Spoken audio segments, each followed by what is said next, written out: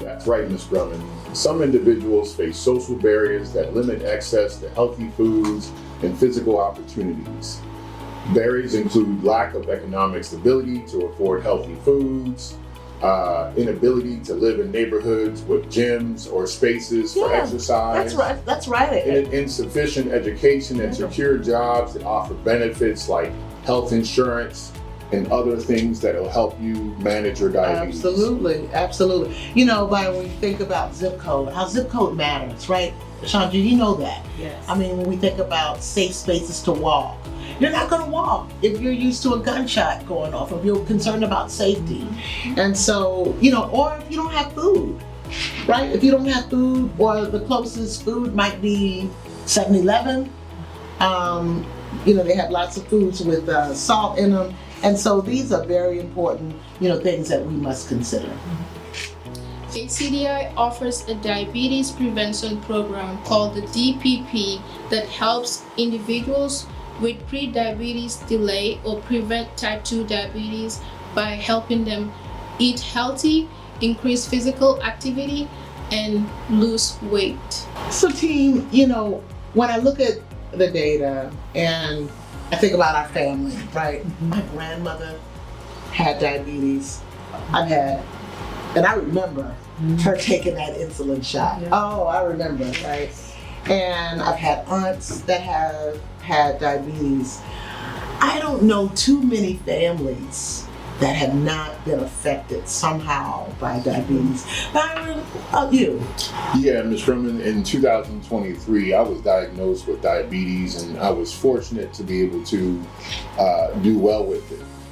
Just by eating healthy and exercising and losing weight, I did well with mine. Yeah, Byron, you know what? I think I remember you just changed your diet, and you're still doing pretty. You lost a few, you know, those extra pounds that sometimes we can pick up after 20-some, maybe 30-some, whatever. I remember that, and I loved how you took it serious.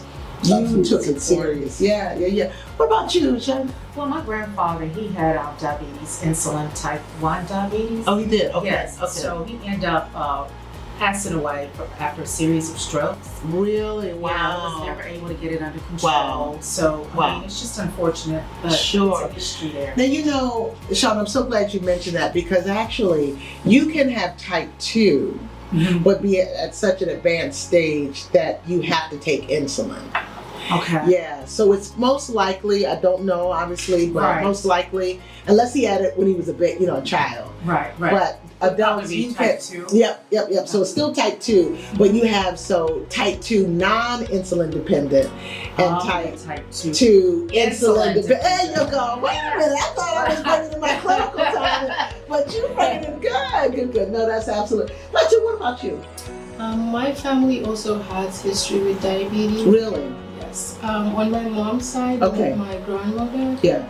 She unfortunately passed away at age 62. Wow. Wait a minute, really? Okay. That's not true. Your family is originally from Africa. I know, from Africa, but what country? From Gambia. From Gambia. Wow. And that's something just to kind of see. But really, you know what? I'm so glad we brought that up, because diabetes is really a global issue. It is. It's global. I don't, so glad we brought that up. Good. I'm so sorry to hear about your grandmom. So she passed at 62. Wow. Okay. All right. So, you know, team, as we talk about our families, right? Your grandpa, and my family, it makes us think about community. Indeed. And how we need to really partner and collaborate with our communities, because that's so very important, particularly when we live in, communities that may be marginalized and don't have access to diabetes care and resources, don't have access to the proper foods. And so when we think about our policymakers, because HCDI is all about policy and practice, we want to see the kinds of policies implemented that can address these issues. And so that's why, we enjoy creating these types of initiatives to make sure that healthcare is affordable. You mentioned health insurance, right? We're so glad we can get folks that don't have insurance on to to the marketplace, and offering low literacy education materials in different languages. Right? Everybody doesn't understand English, and certainly recipes are not okay. But you're not eating that macaroni and cheese anymore. I mean, it might be a rice or some sort of enchilada or something else, and so making sure that our foods are appropriate, and just helping to educate our healthcare systems, that our providers are realizing that they're not that they are being culturally, I don't like to say competent, but culturally competent, culturally humble, I think, and even culturally intelligent, and just really developing programs to support individuals who are living with diabetes or who may be pre-diabetic, and absolutely for our pregnant moms. Yeah, so this is good work. We got a lot more to do though. A whole lot We got a whole lot more to do. Even our own families. Yes, ma'am. We got some work to do. So Thanksgiving is coming up, y'all. Yeah. All right. Yep. So we gotta watch the sodium intake. Yeah. And I heard you say that your grandpa had strokes. Yes. I know that there is an association with that. So yeah. All right. Good. Yeah. Get your voice out there. All right. Telling your story, being authentic. That's so important. Together, this is a partnership.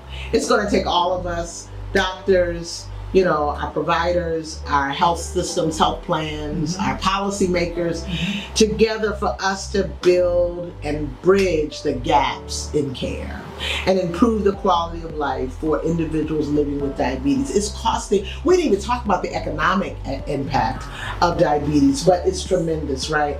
And especially for those individuals that are in marginalized communities facing the social barriers that we discussed to, really access. It's all about access, essential healthcare, resources. And so, you know what we do. So together, yes, we can share our voices. Yes. Thank you so much for joining us. And yes, we want you to get checked to make sure you or members of your family do not have diabetes. And if you do, take care of yourself.